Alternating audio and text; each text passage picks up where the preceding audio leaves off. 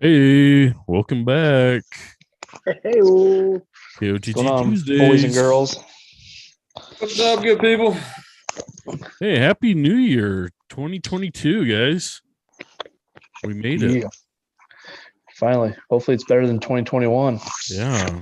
Well, they That's said what I said. 2021 Yeah. was going to be bad because it was basically 2021, like WON. Mhm. So I was just waiting for 2021 to get over with. Yeah. But hey, we got a lively chat going on tonight. Everybody's glad to be back. We had our 1 week Christmas break. We hope everybody had a good time chilling out with family, friends, loved ones, or working or whatever you did over the break. But we're back and we don't plan to be gone again till what? Next Thanksgiving. Whew, that's So gonna be a streak. Damn. we're in for Keep another it streak rolling. here. It's like game time. But we're booked up through what, mid-March? We got guests every Yeah. week. We still Yeah. got almost 2 months worth of guests coming up.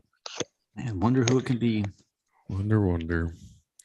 But shout out to our chat going on, Lawn Reads. I saw he was the first one in there.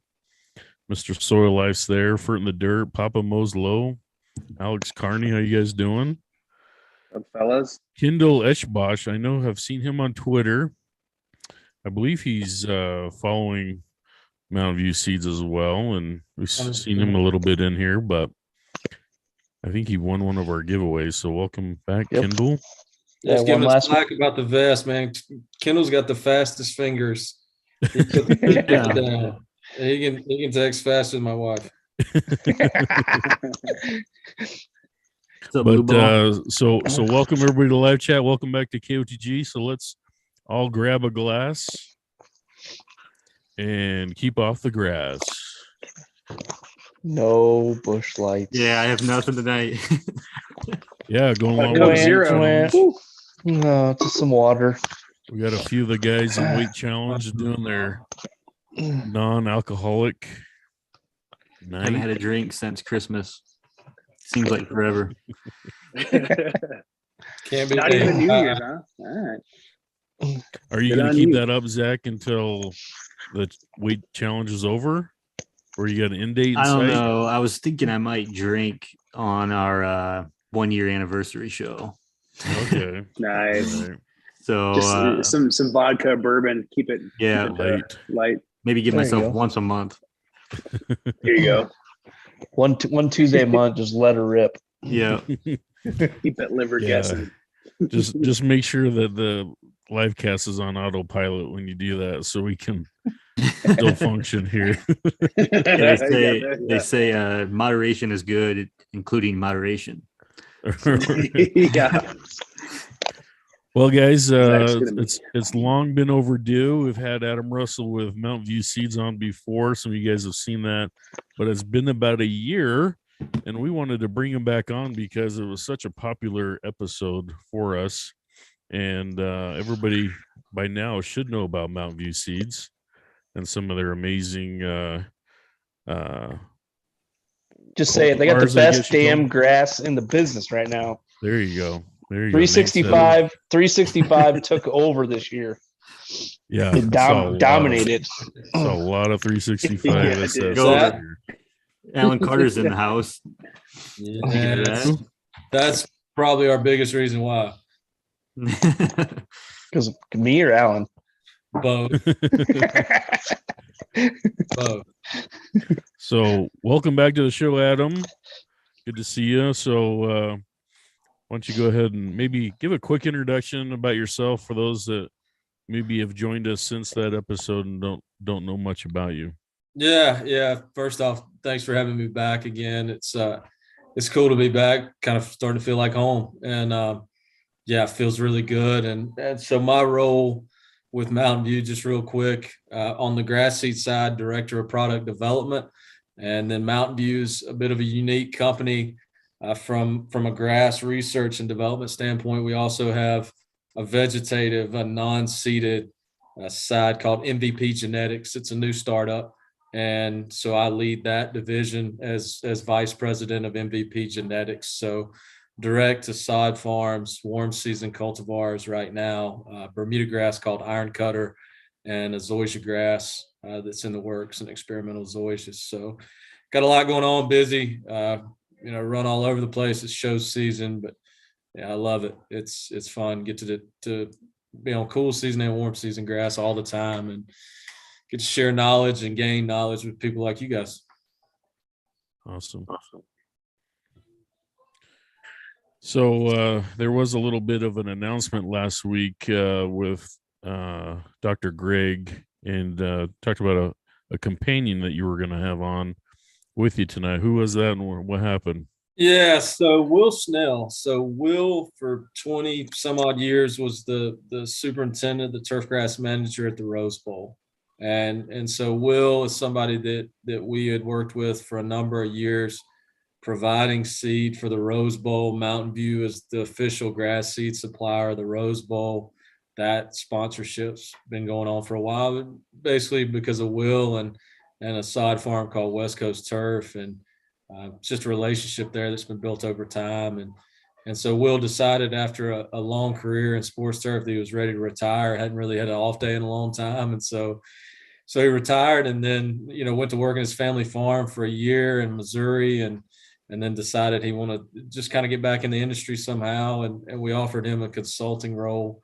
And so he's been working with us on both the Mountain View seed side and the MVP genetics side, and just been invaluable. I've learned so much from the guy. We were going to have him on because he just has so much behind the scene knowledge of the Rose Bowl. That just concluded, and we were ready to do that. Everything was going good. His right-hand man, Miguel Yepez, had taken over for him and is now the head turf manager, superintendent at the Rose Bowl there. But he unfortunately had gotten COVID. And so a week before the Rose Bowl, Will gets a call that, he's maybe the only person that could step in and do that and understand that role. And so he gets the call that he's got to fly out, and can he please come help, get the Rose Bowl to the finish line, because Miguel tests positive. And so fortunately Miguel was able to come back, test out, and he's doing really well. But Will, with the help of their crew, they have an amazing crew there. Longtime guys that have been there, but got it to the finish line. So just because of that and all the post game, a lot of the things that Will was having to do, just wasn't able to be on like he wanted to be. So sends his regards, and hopefully we'll be able to, maybe if you guys are interested in it, possibly get him on and have him bring somebody like Miguel on and talk shop about the Rose Bowl more in depth. Definitely. Yeah, that'd be awesome. awesome. I'd love to learn more about, what do they do to get the field's game time ready and all the things leading up to it. I think you could probably talk all day about that, but that'd be cool to hear a little bit about that. It's wild. It's the highlight for a groundskeeper. It's the most important thing that you can do, the highest level. So it's just like an athlete getting geared up to perform in one of these elite events. It's really, really neat to see. It'd be cool to pull the curtain back a little bit. So sends his regards, and hopefully you guys can get him on soon. Hey, what for the viewers listening, what is the cultivars that's on the Rose Bowl field? Yeah, so you've got this year, and it changes year to year, so we're always kind of tweaking, and each year is its own deal. And so this year it was Slugger 3GL perennial ryegrass, and then 365 SS, the Kentucky bluegrass. And then that was seeded into Bandera Bermuda grass, which is a local kind of a natural selection Bermuda grass cultivar from West Coast Turf, who is the sod producer that supplies the Rose Bowl with their thick cut sod, the big rolls that come in that are grown for some cases 2 years at a time, to get ready for this game and then put in. So every year, the percentages tweak. I mean, some years it's Kentucky bluegrass dominant. For a long time, it was just perennial ryegrass dominant.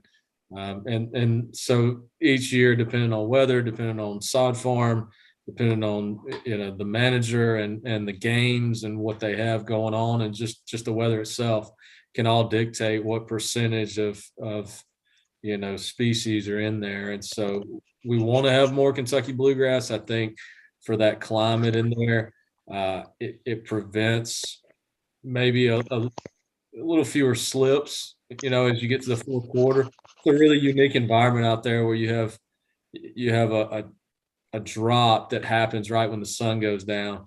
And unless you've been there, it's kind of hard to explain it, but the grass gets really wet and can get slippery. I didn't have any of that this year. The field played phenomenal, but it was, it's one of the concerns, and it's always been a concern for perennial ryegrass. But just because of the rain and happenstance, it was a lot more perennial ryegrass this year, and it was Slugger 3GL, one of our newest cultivars, lateral spread cultivar, really tough, really good with traffic. We've used it in a number of elite high-end perennial ryegrass mixes, and so feel good about its performance, and it played flawless. It was a unique game. I mean, typically the Rose Bowls that grind them up, run the ball a lot more, Big Ten type of, and this year was throw it all over outside the hash marks type of game. So pretty unusual for the Rose Bowl, but even where they did chop it up a little bit, the field held flawlessly. It really performed well. I mean, they had the tarp on for like 7 out of the last 11 days.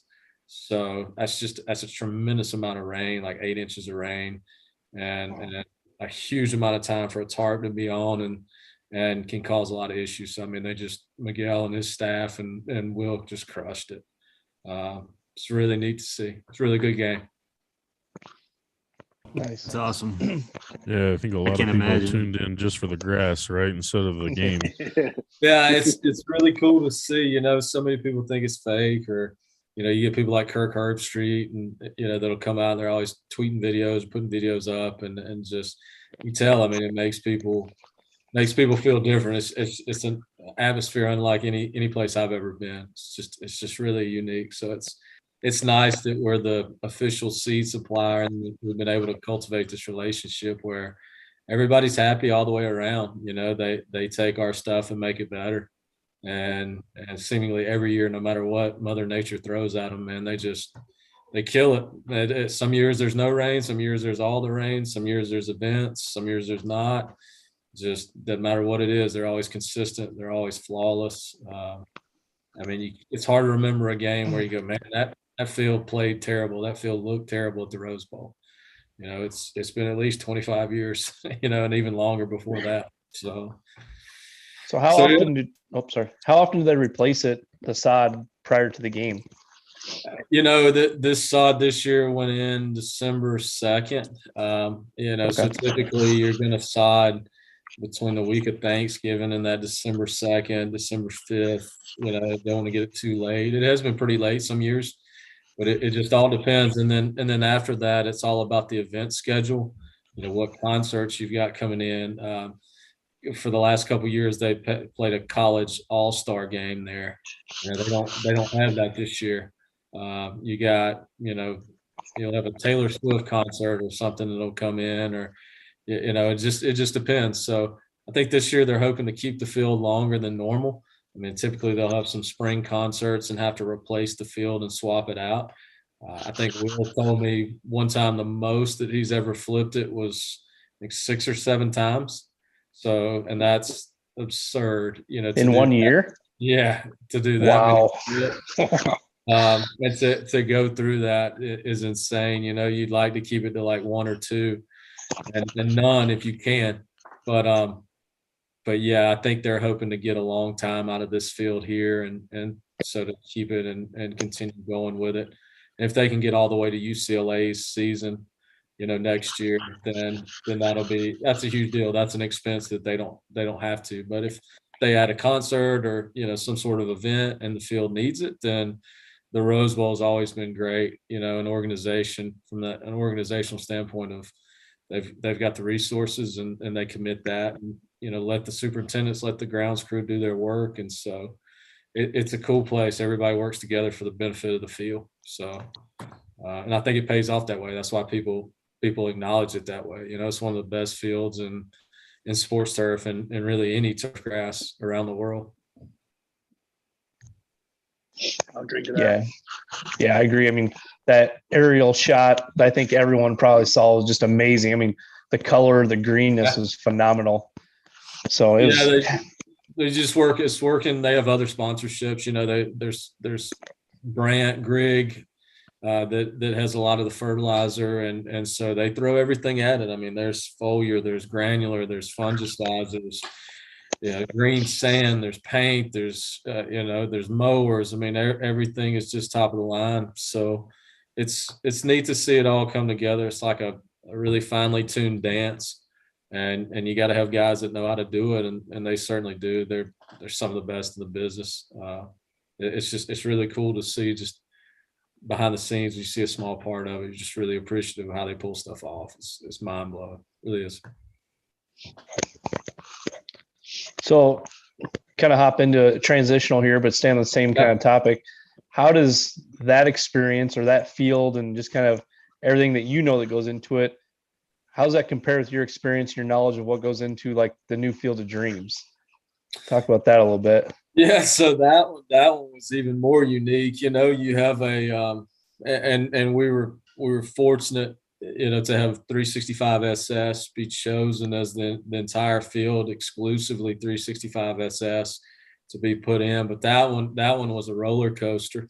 And so you had a field that was built for a specific purpose. So the original Field of Dreams, and then about 1,000 yards away to the west, you build a new 8,000 seat stadium with all the infrastructure, and you build it right in the cornfield, and just you build that up and get everything ready for the game. And you're going towards the game, and you're cycling up, and everything's getting more serious. And then COVID hits, and you put the brakes on it, and you've got a team there that had been on site, that had been working and building all for that, and it looks like it's going to go by the wayside, and you don't know if MLB is going to cancel it, what's going to happen. And so just really deflating for the crew there. And then you get somewhat of a second life where MLB, to their credit, commits to the game and doing it, and then you almost have to switch gears and focus, because then you're in a maintenance phase. Then you've geared up for the game, and now you've got to kind of pull back and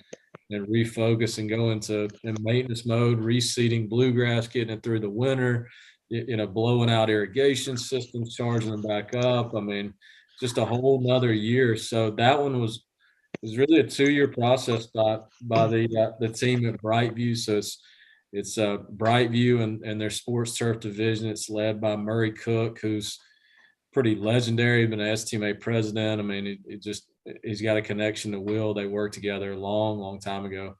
And so that's how we were fortunate to get in, Will and I, to work at the very end as they cycled up again for the second time. And as we're going towards the game that last week, again, just like what Will did with the Rose Bowl, you need a support staff to come in and just help with all the little details and push it across the finish line. And so the size of the crew swells. And you bring all these guys in and just to make sure everything's buttoned up and you got enough manpower to get it through, and just crushed it. I mean, they killed the logistics. Was not easy. A lot of rain, a lot of tarps, a lot of, I mean, it was 115-degree heat index. It was dicey. I mean, there were some times when there were some storms that would have knocked that game out right on the edge of that field. And so just felt fortunate all the way around, that crushed it, and just blessed enough that game went off without a hitch. I mean, it was a hell of a game, and good enough that they're going to do it again. So you run it back again. And so for the third year, they're, maintenance mode and doing all that, that maintenance work to get it ready for next year when it's going to be Cubs and Cardinals. So it's a completely different process. Baseball versus football, but then just that project. But in some ways, the detail work and what you do every single day to get the field to that showpiece condition at the end, it is kind of similar. The plants don't stop growing. You still have to feed them. You still have to mow them. You still have to take care of them the right way. And that's pretty similar, but the ways you go about it and just the gut calls that you have to make on how to take care of a plant when that's the art behind it that I think, both do it a different way and did it a different way, but crushed it just the same.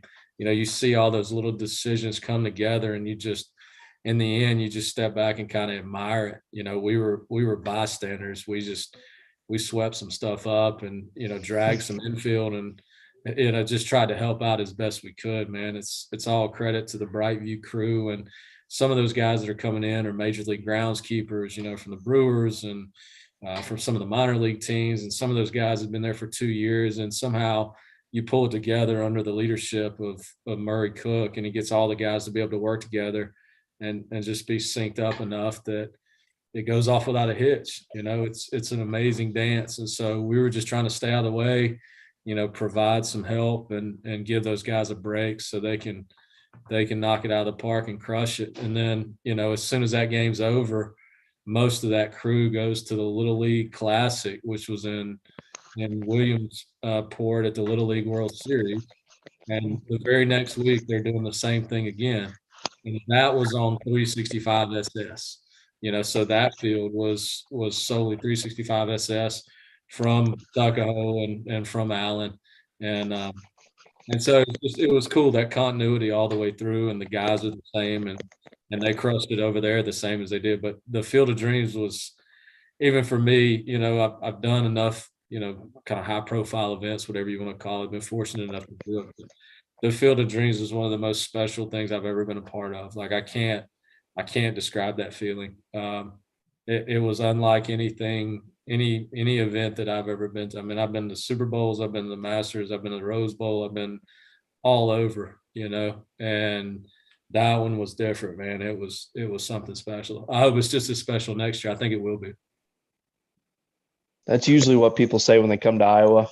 Yeah, well, that's the thing. Like, I didn't know the corn can make its own humidity. Like that was the other part. It's like, you're flying in and this, like, it looks like a biodome, man. I mean, it was so hot, and you got a sense of what it was going to be like. I mean, how rough that was. I mean, I'm from Georgia, grew up in South Georgia, East Georgia. And so, I mean, we're not, we're not used to the cold, and, we can handle heat and humidity, but that's one of the hottest places I've been for a week. I mean, it was tough. And you're doing stuff you don't think of. Like people think of sports surf and they just think of the field. But I mean, Will got there a day before I was, and he's painting an alfalfa field that's next to the stadium so the VIPs can park. And if you've ever been in an alfalfa field and it's 105 degrees, that's not very fun. It's like brown muck and the little things that people don't understand about that game. Everything had to go off perfect. So the corn was hand planted. The corn was hand watered and fertilized. So about 5 acres around the field, was probably the most managed corn in the state of Iowa. and who knows how much, per acre the cost on that stuff was. But I mean, the rows had to be flawless. Everything had to stand up because you couldn't have corn falling over and not looking good for that game. And it did. It looked perfect.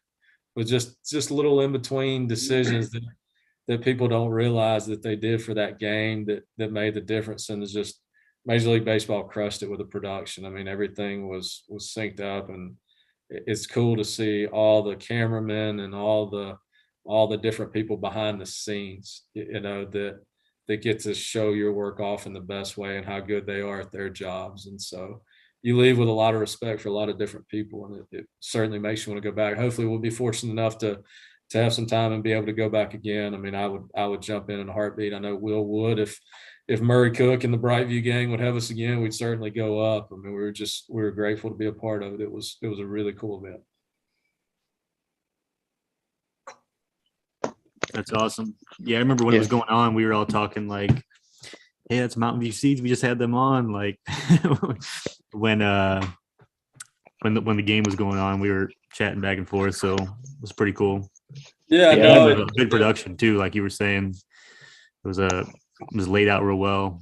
Yeah, people don't realize it. It's like, like mowing heights or something for that game. Actually had to raise the mowing height for the field. The field was playing too fast for baseball. I mean, just little stuff like that where, people don't realize like fields can play too slow, but they can play too fast too. You know, and it's like we had the weather and it was just, I mean, grass was jumping. You know, they were cutting the grass and you turn around and like it felt like you could see the grass growing. You know, it's just electric and it was pumped up and it was ready for prime time in a good way.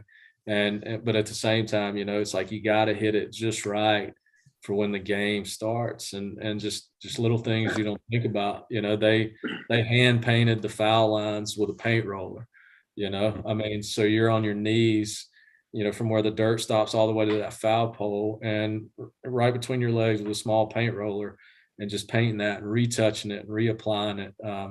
We figured out when the cameras were shining out on left field, you could see the muck in between the corn, and it looked bad. Like you could see the mud because it had rained off and on, and it just didn't show well on TV.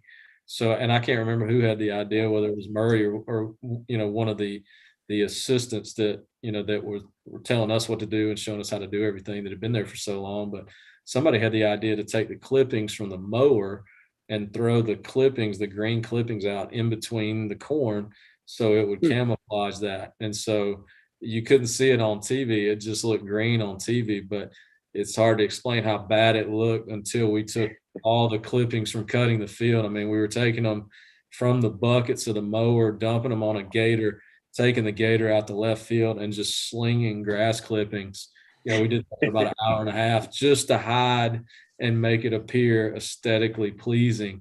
You know, it just camouflage it that way with grass clippings. So just stuff like that blow my mind. You know, tarp pulls. I mean, you got to be ready. You know, if they call the game and say that there's inclement weather, I mean, you've got a time to hit where you push that tarp out and you get it on the field, and that thing's heavy. And if the wind starts blowing, I mean, you've all seen the YouTube clips of people get caught in the tarp and it doesn't go well and it blows up in the stands, and, you know, a lot of things can go wrong with it. So you got to practice that. So, I mean, we did trial runs with that tarp. I mean, we probably did 10 just in the time I was there. And it's, I mean, you're pushing a sled, like it's back at football practice, and it's not fun, and your shoes are wet and it's 115 degrees and it's like, you're digging, man. But, you know, you hit the number and everybody works together, and it's a good feeling at the end of the day. So it was a really cool team. Everybody really got along well, and just really high level guys that know what they're doing. So it was fun to see. So I just had a small part, and I was pushing out the tarp and dragging the infield. You drag the infield in between certain innings, and so after a couple of innings, to drag the infield on the crew, and so part of that, Will was doing everything. He was cutting grass. They had a you know, an asphalt roller that would roll and compact the infield just to make sure everything was good to go. You know, There's a couple of questions people want to know about the field. For in the dirt, wants to know what the height of the cut was, and then Alex Carney wants to know how you measure speed for the grass. How do you know if it's playing too fast or playing too slow? Yeah, so I mean, there's ball. I mean, there's physical ball roll and ball bounce, and so I mean, a certain part of it is just a feel. And there's people with Major League Baseball, you know, that will request that, and so it's not quite as scientific a process as like how they stimp for golf. But I think the final number was 900 was what they, and so they were at like 750, and don't quote me on that, but it's somewhere around that. So we were at 750 and went to, I think we ended up at 900ths of an inch. So just under an inch on that bluegrass, and it played perfect. I mean, honestly, there weren't a lot of ground balls. I think once the players got out there and started hitting batting practice, I mean, I could tell pretty early on, but it was like, we're going to have some fireworks in this game. Like you could tell fly balls were just, with the heat, I mean, the fly balls were going an extra 20 feet, and guys were just getting under them and they were going way out, you know? So you could tell guys were changing their swings a little bit and adapting, and you could tell the fireworks were going to come. And I don't know how many home runs they hit during that game. It felt like 15, you know? Yeah. So it was a crazy cool game. You know, but by that time, our job is somewhat over. And, you know, for a lot of us, you put so much work in, like the game's secondary. we don't do a ton during the game. I mean, you're dragging the field, but you're not as intense as like the lead up. So for most of the game, like we're in an air conditioned trailer watching it on TV just like everybody else. And lucky to do so, because we've been out in the sun baking for 16, 18-hour days for 5-6 days. And for some of those guys, the whole summer, and 2 years prior. So it was neat. When we thought it was going to go into extra innings, and then that's a whole nother deal. You stay later, you have to drag the field again. We've put all the drags out. We got to get those out. I mean, so we were a little bit nervous that it was going to go into extras. So we were just as happy as everybody else when it was a walk off. But then after that, I mean, you're cleaning up bubble gum and just, I mean, little things. MLB sells the dirt. So, they physically have somebody that comes out with 5-gallon buckets and you scrape the calcined clay, the turfus, and you scrape the dirt from the foul lines and home plate and the mound and they sell that stuff. And so, Wow. typically it's like 1 5-gallon bucket, but we could tell how much money Major League Baseball was making because it was like 10 5-gallon buckets. Like we had the whole crew out there like scraping shovels trying to get enough dirt. So, Major League Baseball could authenticate it. There was a guy standing right there and he put a sticker over the bucket so it couldn't be opened again. So it would be authentic or just stuff like that. I mean, we were putting. So you're saying like the infield? Yeah, man. So they take the infield dirt. Yeah, they sell it. We the bases, every time we would have during you typically wouldn't change the bases as often as we did. And they were taking the bases, first, second, and third. And so every time we would drag, they would take the bases and put a new set in, and then they would sell those bases. They dug up home plate, which is concrete in the ground. We dug up the pitching rubber. I mean, they sold everything from that game. It was nuts. I'd never quite seen it to that level before. So you could tell, like, we were all laughing, like Major League Baseball was making a pile of money from this game. You could tell the interest level was going to be there. So we had an inkling they were going to do this again, and you could see it was just neat behind the scenes, like Kevin Costner. I mean, just the whole run up and their practice and that, and just everything. It was a magical type of event. I hope we get a chance to do it again. I hope the grass plays just as well. It's going to be Cubs and Cardinals. So, I mean, there's going to be 50,000 people because I didn't realize everybody in Iowa was a Cubs fan, and so they're coming over, and St. Louis is coming up, and all of Iowa, I think, is going to come to the game. So it's going to be a big production next year. Hey, how many Busch Lights do you think were drank during that game from the audience? So this is the funny thing, and I'll never forget this. There was a guy. He's a groundskeeper, and he's with the Las Vegas Aviators. His name's Isaiah, and had never met him before. He's a cool cat, and so he's from Iowa. And so a lot of people at this game had Iowa connections. Nick McKenna, who was down at Texas A&M, sports turf manager down there. And he is from Iowa, and so he came back for the game. So a lot of people were either from Iowa or had some sort of Iowa connection that were on the crew, and Isaiah was, and so we're sitting there, of course, at the end of the game, and just kind of celebrating, drinking, of course, Busch, and I known it had said for the farmers on the can, it's for the farmers. And so, I can't do the accent the way he was doing it, but he kept saying something, and I was like, "Man, what are you saying?" And he's like, "Well, this is the way we say it." And I guess there's an Iowa accent. It's like for the farmers, and it's like there's just a very distinct way that they say it. And so he was exaggerating, and so now whenever I see a Busch Light can, like I think about Isaiah and the way he says it. I was telling somebody the other day, I was like, "Hey, that's for the farmers." That's Iowa, dude. So, he must be from Southern Iowa. Man, he was, and I was trying to remember the town, small town. I feel like it was more north from where we were. But he clearly knew his way around. I mean, he had been there for a while and kind of going back and forth, I think, between Vegas. But we had a lot of guys like that. We had the Ryan, who's with the Milwaukee Brewers, the head groundskeeper. Nick, we had I'm gonna forget everybody that was on the crew now, but it's like we just had a ton of really cool, good guys, and we were the smallest part of it. Like, I mean, we were nobody. I would have been happy to clean out toilets and trash cans, and they were cool and accepted us. And Will, with his background, made it a little bit easier for me. But they just kind of welcomed us with open arms. Grab a rake, grab a shovel, go do this, and it just worked. But yeah, it was a really fun event, and yeah, some bushes were consumed. Just so that we enjoyed ourselves. Well, I think this is a good time for us to do maybe our lawn of the week, and then after lawn of the week, we can transition over to what does Mountain View Seeds have planned for 2022. So let's do our lawn of the week real quick.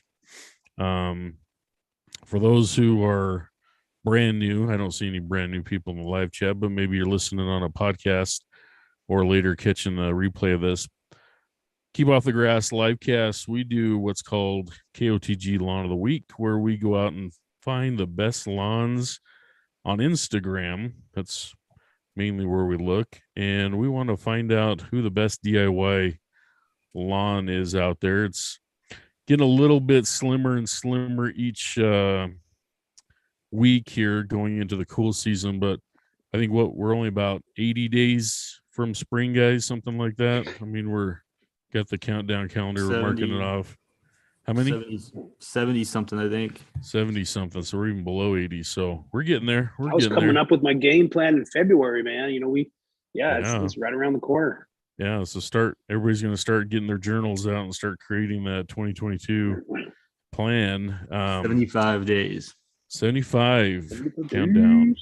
So lawn of the week, if you want to be entered, again, we're looking for creativity over this winter time.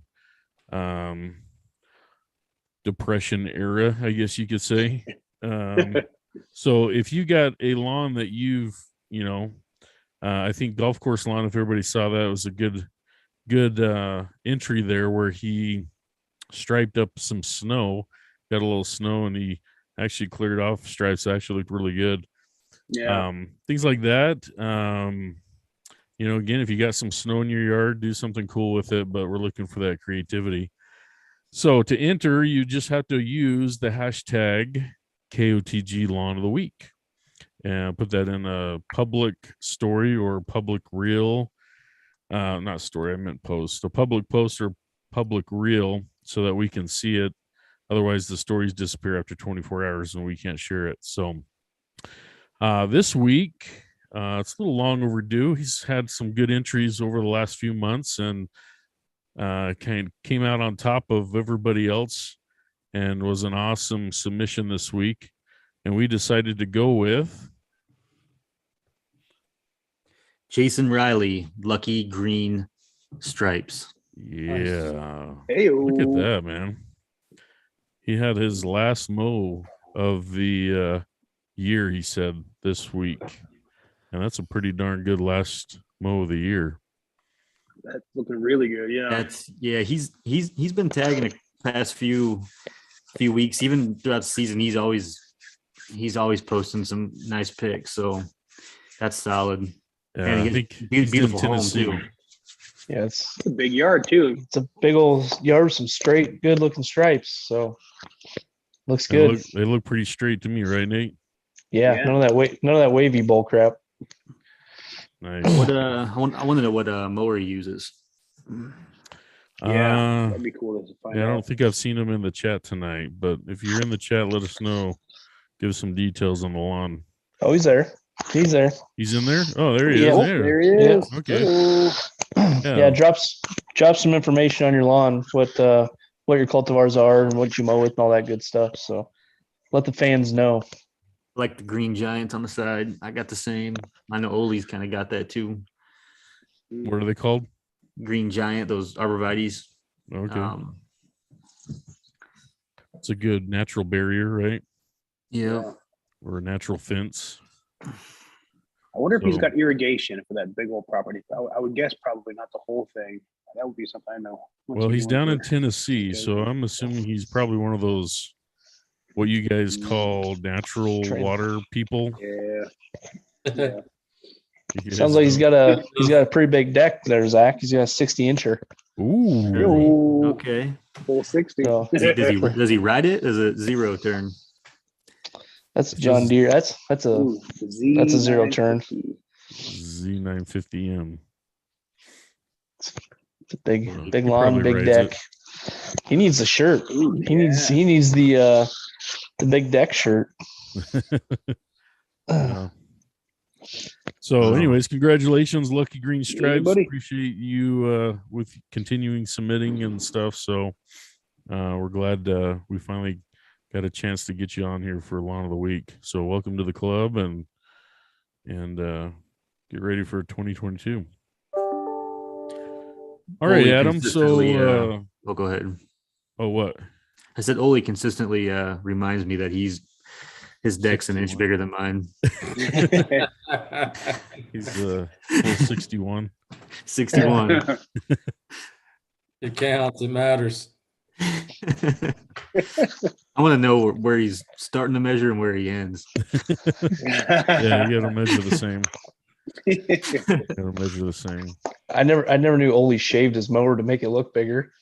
He washes it, cleans off. Gets all the grass clippings off to Yeah. make it look bigger.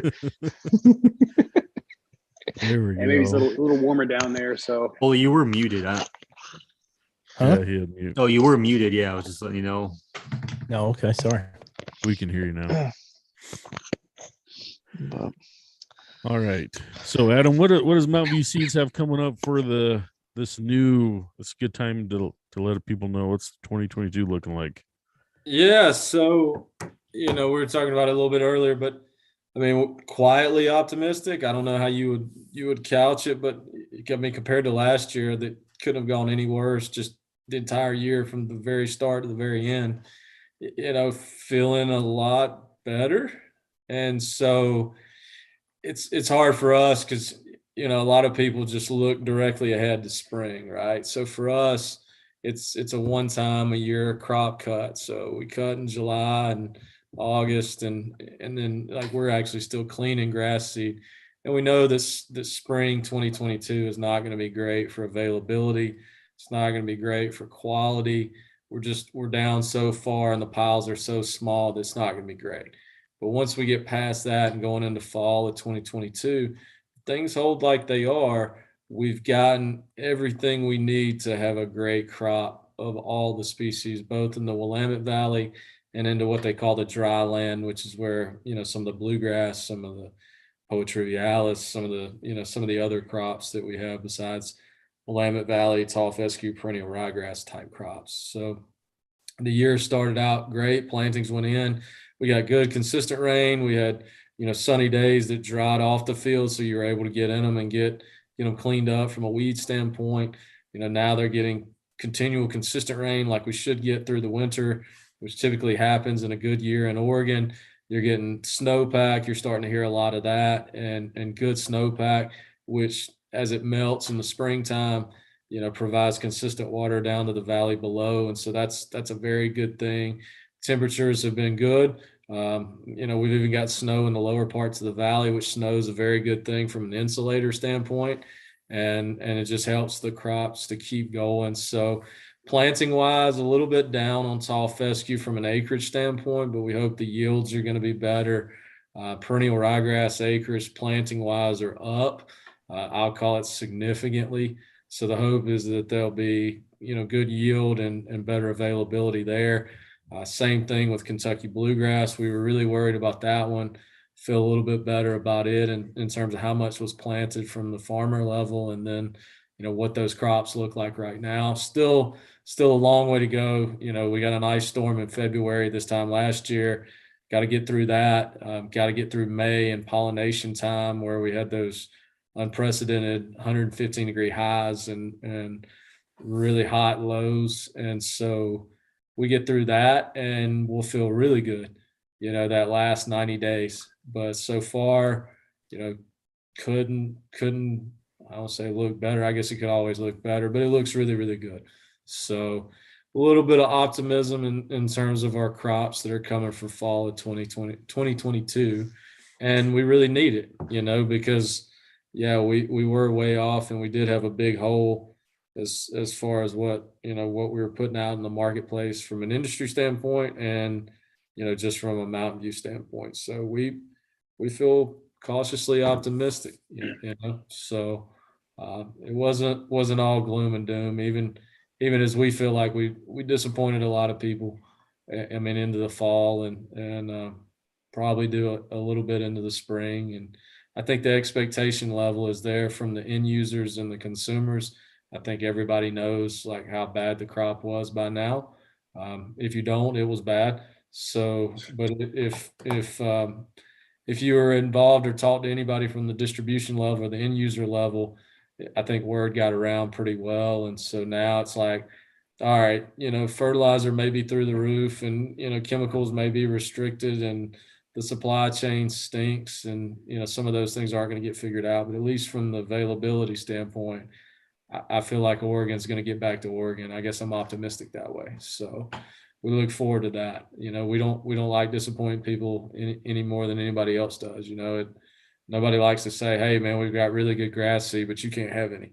So that's not a great way to stay in business. So we don't want to do that again. And the good thing is Oregon's had more years where we've over delivered than under delivered. So I'm betting on the Valley. We've been farming for 100 years there, and they've produced more often than not. So we hope this is abnormal and an aberration, and we get back to what Oregon does best, which is the highest quality grass seed in the world, for cool season. So, and then continuing to grow, the MVP genetics side, the acres are growing on the warm season side.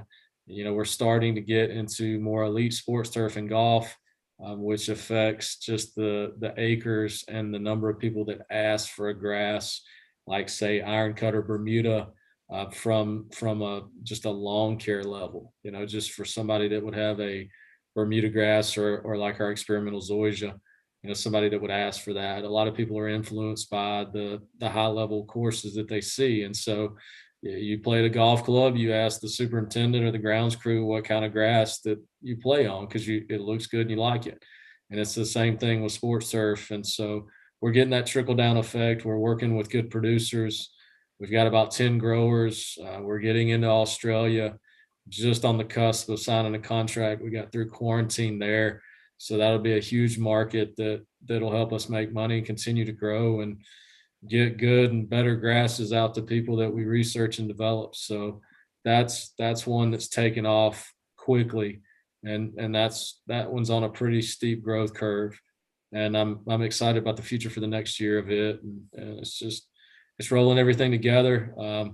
Munchall started a new research facility, and so it actually has a new name. It's called Park, and it's Pinnacle Ag Research Center, and it's in Columbia, Missouri. And so he may have talked about that a little bit, but he's developed that, and that'll be open to a lot of people in the industry to do trial work, whether it's a mower, whether it's chemical, fertility, biologicals, grass seed, anybody that would need transitional type research and work, we can do it there in Columbia, and he has the space to do it. And we're just getting him the infrastructure and all the mowers and getting scaled up, so that he can do that. It may take 5 years, but we're on the path to do that. So that's really unique, and that'll help us because we can send some of our experimentals, from Oregon. We can send some from other universities. Universities can work with us both in Oregon and in a place where it's really tough to grow grass like Missouri. And then we can find out ways to make the grasses that we have better and do it quicker, so we can get them out to you and you can have better solutions. So yeah, we're extremely excited about that. And it's just overall, future looks bright. I'm happy with where we are. We need more grass seed. We know we're going to need more grass seeds, especially through spring and into fall. And so if we could just get that done, I think life will get back to normal, and hopefully we'll get back to where you guys are continuing to crush it, and you can go find our grass seed in as many different places as you want, you know? That's awesome. Sweet. Yeah, definitely better news than last year. I mean, Yeah. kind of seemed like last year it was like get your grass seed now because it's done for who knows how long. But it's good to know there's a little something coming up here in the next year or so. Even after springtime, people can do hopefully fall renovations and stuff on there. So Don't take your hands.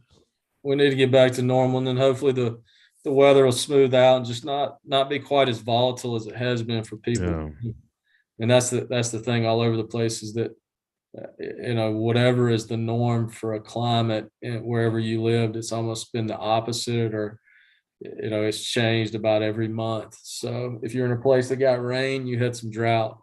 If you're a place that didn't have bugs, you got army worms. I mean, tornadoes and hurricanes and ice and too much rain and not enough is just a little bit of everything. So we're seeing a little bit of a calm down in places. I mean, there's still some struggle areas like always, but overall we could all use that, I think. awesome. Yeah, I have to give Dr. Greg a message here in the next month or so and try to line up a time when to come check out Park. Is it's probably, I don't know, 10, 15 minutes from my place here in Columbia. Very cool. So, Yeah, no, I I'd think love you really it, need to man. check it out. Be careful though; he'll put you to work. I was gonna say, I would run around there and get in everybody's way and put me to work. Yeah. Yeah, he'll give you, yeah, because he's got his hands full. I'm It's sure. it's a big commitment to get something like this off the ground, and we've had a lot of help from some industry friends, and we got to get irrigation in the ground. You got to do a lot of things to get the trials and the testing and just mowers. I mean, it's hard to buy a mower right now. It's hard to buy anything right now. So Mhm. once we get through that infancy stage, I think we'll be good. But yeah, it's fun. It's fun work, even with the challenges. So we're fortunate to be able to do it, and to have a group like my bosses that see the vision and want to commit to it, and that understand where it'll get us. So yeah, it's good. It's all good. Well, a little bird told me that as good as Nate's green hat looks for Mountain View Seeds, I hear Mountain View Seeds may have a couple different designs coming out, We got some new ones. Ooh.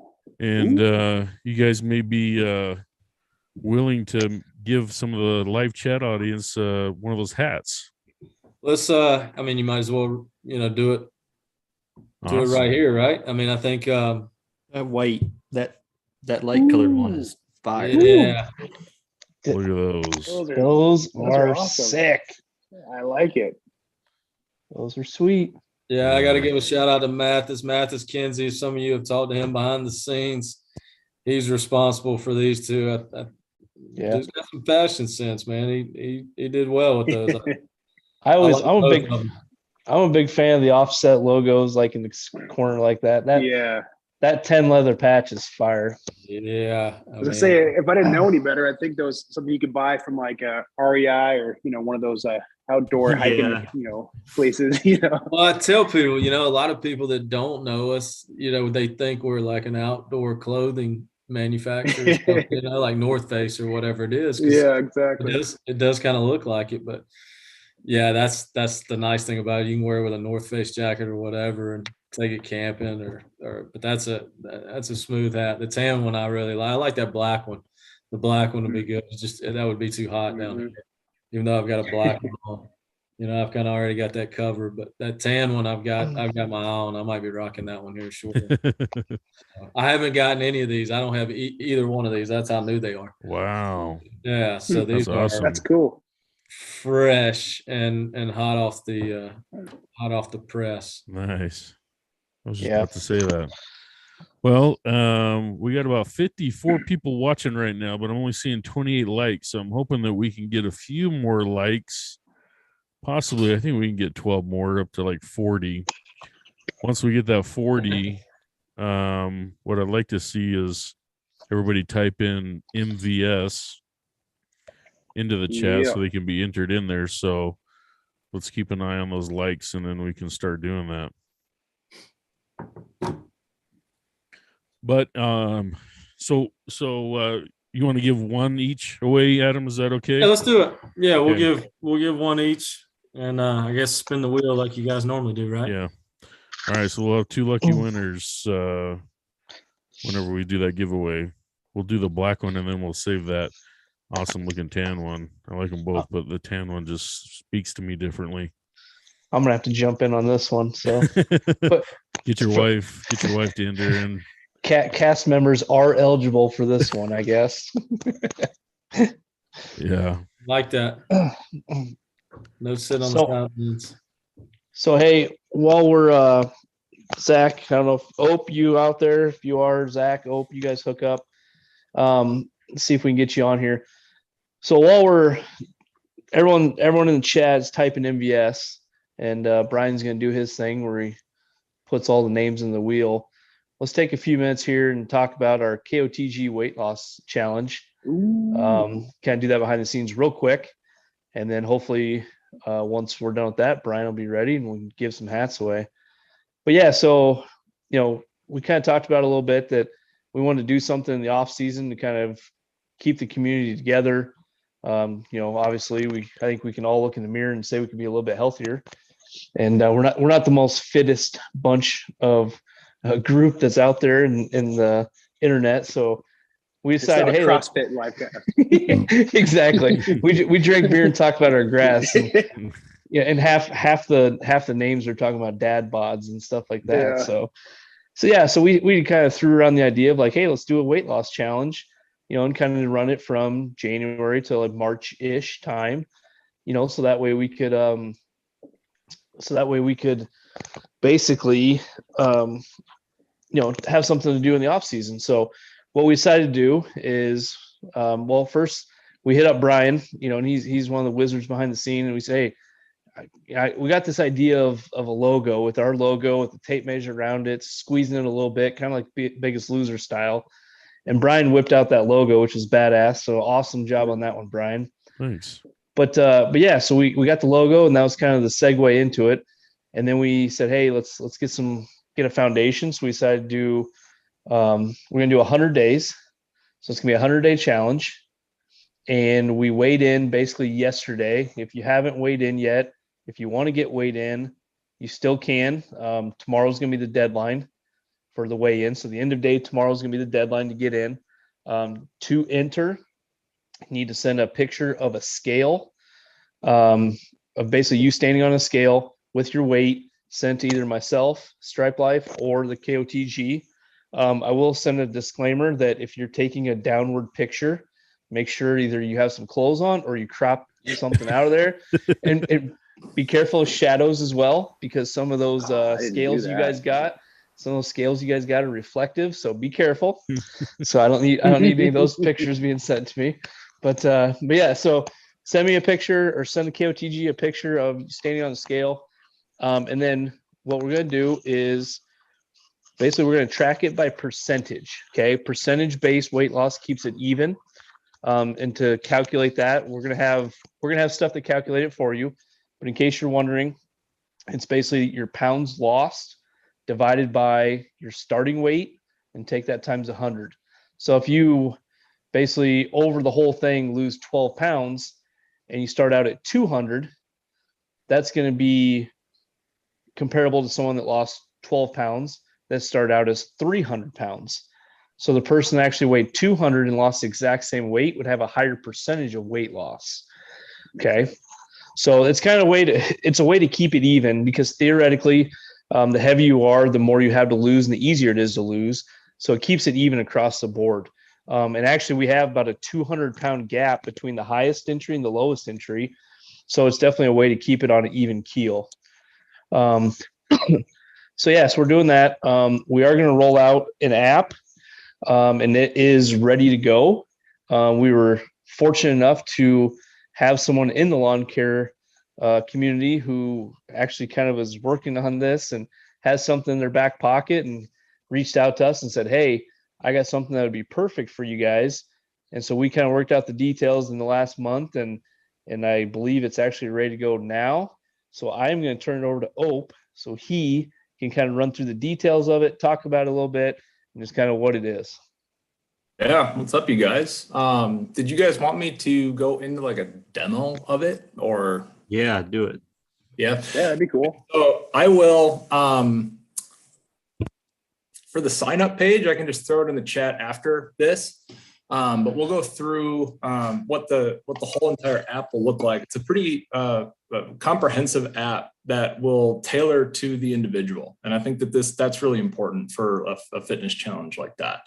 There's a lot of different things in here that will gamify the experience for the end user to really keep the motivation going, and it's all based around whether you've been on a challenge, whether you've done a weight loss journey before or not. This whole entire app and experience is really based upon any movement is good movement or positive movement, and any fitness is positive fitness, right? It's just to get people going, entertain people, and educate people, but then also connect people as well. That's really the main purpose. With that said, I'll share my screen if I'm able to. And Just be careful what tabs are open. that's what I'm worried about. Going to tab 2 here. All right. Can you guys see that? No. No, sir. No. Nope. You Can't hit share screen. You should be able to share it. Find the one you want, and then there you go. There it There is. it is. Can you guys see the actual app? Well, that scared me at first. Yep. Yeah. I know. I was like, wait a minute. Oh, the my top God. right, a couple inches. Different kind of So exercise. when we get to the app, this will be the onboarding experience that you guys will kind of be greeted with once you log in. I'll show you the sign up page here in a second afterwards, but when you actually log in, this is going to be what it looks like. We'll kind of just go through a video demo. You'll be able to select your overall focus, whether it's weight loss. It doesn't have to be weight loss for this. You can pick whatever you want. Define or mass, and really what this does is it caters all of the in-app experiences to this particular journey. So it caters it a little bit to different programming, different nutrition, meal plans, things like that. Pretty comprehensive. Go into the date of birth, gender, the metric or imperial system. So country specific, that'll be there for you. Height and weight to further customize that. Dude, this is badass. Yeah. So then the big thing I want to go into is when you guys go into the weight right here. This is important that you guys submit your weight that you submitted to Nate. I almost called you Matt. Nate. Okay. That is going to be what will pop up on our back end that we'll be able to reference in terms of a leaderboard. And I'm working on getting the actual leaderboard to reflect the percentage of weight loss and whatnot. My health and fitness goal, you can put whatever you want on here. It's just a constant reminder of what you want to actually obtain in these 100 days. Then you can put a goal weight. And this is just a reference for yourself. It's not going to be public to anybody. It's just for yourself on the home screen. Throughout the different onboarding questions, there's going to be a questionnaire, brief questionnaire to further cater this to you. It'll go into how do you describe your normal activities today? What do you do right now? Are you a little bit active? Are you a lot of bit active? Follow suit. How many low intensity workouts or sessions do you do? So if we mow the lawn, for example, that would count as a low intensity exercise. It's just kind of basic walking, heart rate, generic workouts. How many high intensity interval training sessions do you do? Really getting the heart rate going per week. This is the other big one. The next step is we want to be able to integrate this with Apple and Google Health. If you have a Google device, it will show a Google product. If you have an Apple device, it'll show an Apple product. We want to flip this on. This is where all of the metrics are going to get imported automatically into the app over the course of the 100 days.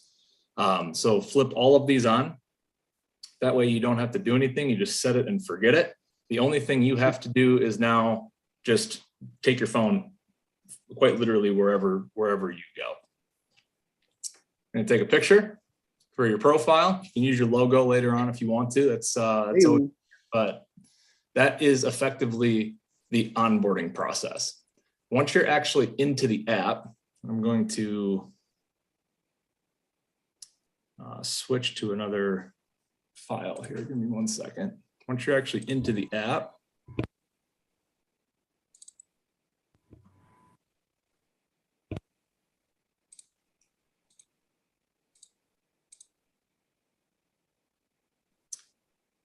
all right, can you see that again? Yep. All right.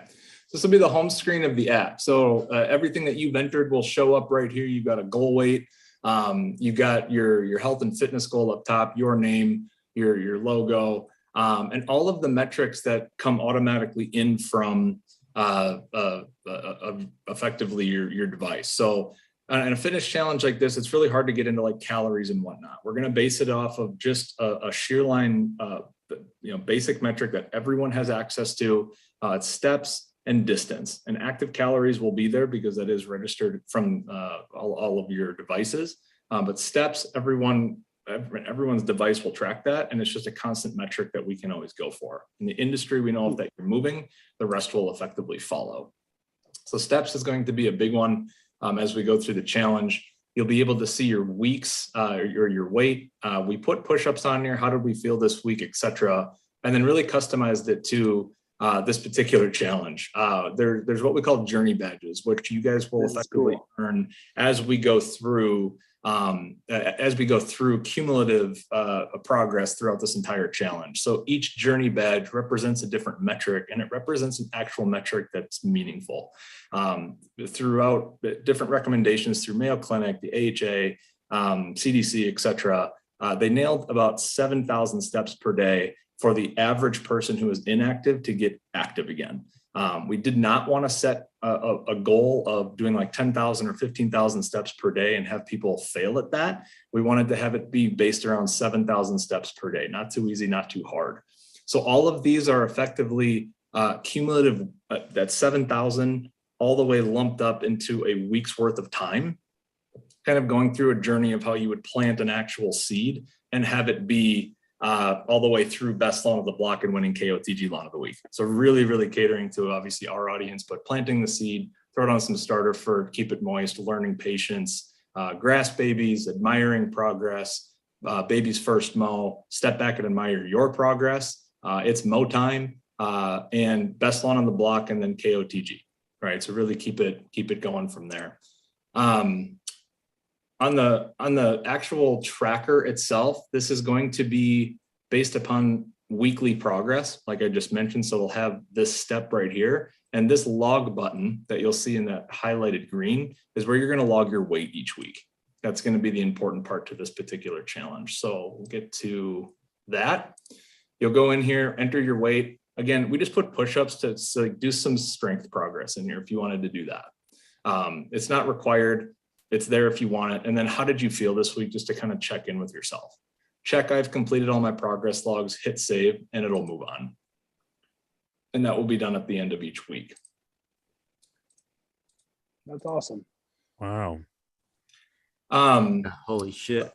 Some of the stuff that I won't spend too much more time on it. You guys can obviously go check it out. But some of the other stuff on here, there's nutrition, meal prepping. There's a bunch of different, pre-organized meals based upon the goals and, the things that you entered in your onboarding and your questionnaires. You can have different recipe libraries. There's thousands and thousands of recipes and nutritional different items in here. That's all there. So on and so forth. So quite literally every day of the challenge, you could follow this and meal prep throughout the week that are recommended serving sizes and calorie counts for you. So Chris, this is an app that you've been working on just the past 2 weeks solely for the KOTG weight loss contest, right? Yes. Whip this out real quick. No, this is pretty awesome, man. This is awesome. That's way cool. Just whipped it out. So like I said, I'll have you guys kind of go through it and kind of play around with it. I don't want to take up too much of the time here. By all means, if you guys have any questions with it, let me know. This is just kind of going through some different visuals of what it has and whatnot. The next step for this is going to be some fitness references. My Journey programs is customized to what you effectively put in through your onboarding and your goals, and ultimately the journey that you selected at the very beginning. It tailors and recommends a couple different Journey programs for you that you can follow along the way here. On-demand classes. Really anything you want, from Pilates to yoga to at-home workouts to in-gym workouts if you're a member of a gym anywhere. And then you can obviously favorite it. When we get into the mindset category, this is really the cool part here. I'm just trying to get to it here. Give me one sec. There we go. Mindset category, there's a ton of different tools and resources here. If you're new to fitness, if this is something new to you, it's at your disposal. Go take a look at it. There's nature sounds, there's general health, mental health, personal development, some really, really cool stuff. And finally, on the very last tab is going to be where our leaderboard is on the connect section. So it'll look obviously a little bit different here, but it's color coordinated to who's leading at the time, who's in second, who's in third, and then the other ones are just one color. At the moment, it is going to be based on a point system, and every step you take is a point. Like I said, that's kind of the movement. That's obviously the leaderboard that this app is capable of. Nate and I are going to be working on trying to figure out how to do this on obviously the percentage based, which is what you actually are getting scored on, and so on and so forth, right? So that is a brief overview of the app. There's obviously a lot more in there. If you have questions regarding it, by all means, let me know. I'm happy to take some time out and do something on my channel just to kind of help you guys out. But hopefully this gets a couple more people in. It's obviously a free app that is available to everybody throughout this challenge. And hopefully it motivates a couple people to hop on board and get a part of that leaderboard, right? Yeah, Well, what's the name of the app again? And is it just something we go to the App Store? Is it available? Yeah, is it available Google yet? Play or? Yep, it's available. I'm going to put the sign up page inside of the app, inside of the app, inside of the YouTube chat here. It's called MasterFit is going to be what it's called. And the experience is once you click the link to sign up, it will take you to a landing page where you register. And from there, it will just redirect you where you can click either Apple or Google Play Store, and then you'll log in with the credentials that you chose. I found it. Sweet. So pretty simple. So Drunk Lung Guy's asking for the 2.0 release. Can you add Bush and burritos in the meal plan?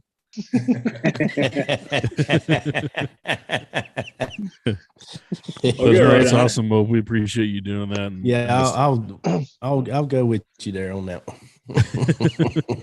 But yeah, looks like an awesome app. We're excited to try it out, see how it goes for everybody. Get all those competitive people trash talking and using the app to track everything. So you got it. Yeah. All right. Well, I've got all the names. So why don't we go ahead and I'll go ahead and share my screen now. Let me get over there. You got up to 47 likes too, so they crushed it. Thank you, everyone. Yeah. Appreciate it. Appreciate that. All right.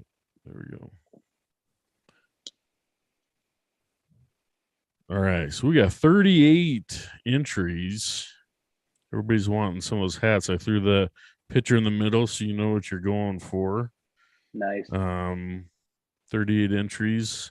So we're going to do the black hat first. So I'm going to shuffle it 3 times. And we'll go full screen. All right. So the winner of the black Mountain View Seeds hat that's not out there yet is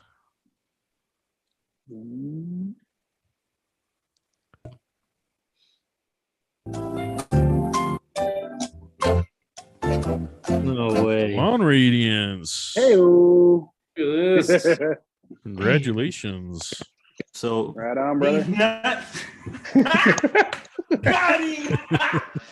So he and his wife, they both have blowjob shirts. Oh, really? Fantastic. Nice. So I'm waiting on a picture. We're good. That's awesome. It works both ways. Yeah.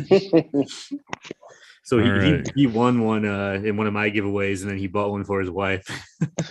That's cool. That's awesome. That's really cool. Couples that blow together stay together. Yeah, they do. That's his next shirt. Yep. Yeah. All right, here we go. Now for the tan beige hat. Stripe life. Stripe life. Stripe life.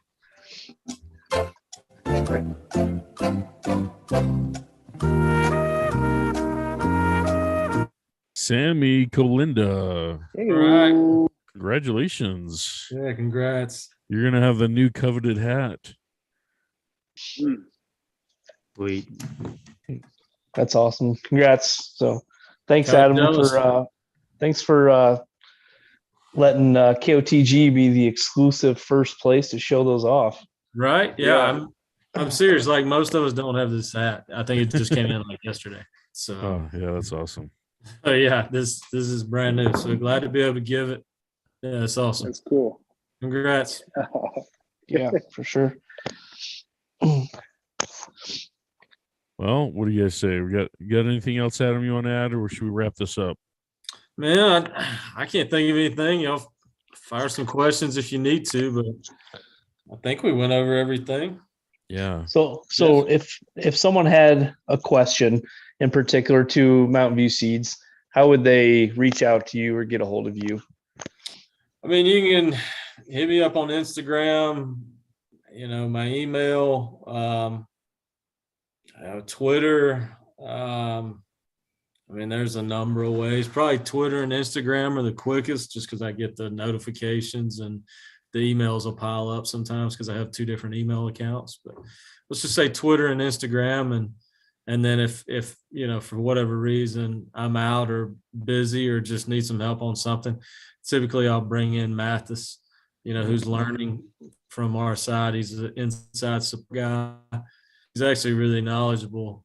Just hadn't been in the business quite as long, but he's a good kid, and I think he's going to do really well for us. But he's the one a lot of times behind the scenes, if I'm traveling somewhere, just things get busy because they definitely have been this last 6 months, and I think continue to be into the spring and into the summer. I don't know what an off season is. We used to have off seasons in this business, but I don't think we're going to have those anymore. Certainly not with what we're doing. So yeah, maybe we'll get some time and get to work an event like Field of Dreams again next year. Or, those are our vacations. So this is the life we've chosen. Well, I used to live about 15 minutes from that field. So, I mean, dude, you ought to come. You ought to get you. I'd like to say I could get you a ticket, but I don't have any pull. Zero pull in Iowa. I had never been to Iowa until I flew into Cedar Rapids. So it was an experience. Just tell everyone there you know me, and we'll see what happens. Well, I kept looking for the Stripe Life statue. Could never find that in Dubuque. I don't know. It must have been down or something. Yeah, they tore that thing down. Yeah. So, it's all good. No, awesome. Well, glad you enjoyed your time in Iowa. So we did. Glad to hear that. Glad to hear people, that. Good food. Dubuque was good.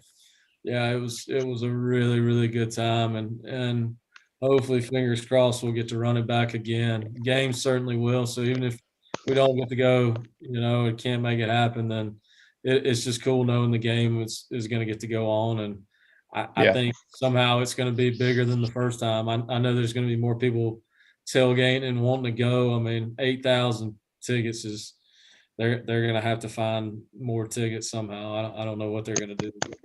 It's going to be huge. They could double that stadium and still sell it out easily. Easily. Easily. In some ways, I hope they don't, though. I mean, that was part of the cool appeal. It felt like you were playing not in the original field, but it felt like you were playing at a high school or some kind of a regional minor league park or something like that. Like it wouldn't have felt right to have been a full Major League Baseball stadium. It was really neat to Yeah. get with 8,000. I kind of do hope they do that and just do big tailgating lots or something. You know? There we go. Yeah. So cool. All right. Awesome. Well, thanks again, Adam. We appreciate it. We'll probably have you back again in another year or so, maybe sooner. We'll see how things go. We'd love to. Hopefully we'll have some more exciting developments and maybe some cool things on the horizon. And yeah, that'd be neat for sure. I'd love to come back on. Thank you guys for having me. Thank you. Appreciate it. Yeah. Thank you. All right. We'll see you guys next week. Adios. Go Hawks.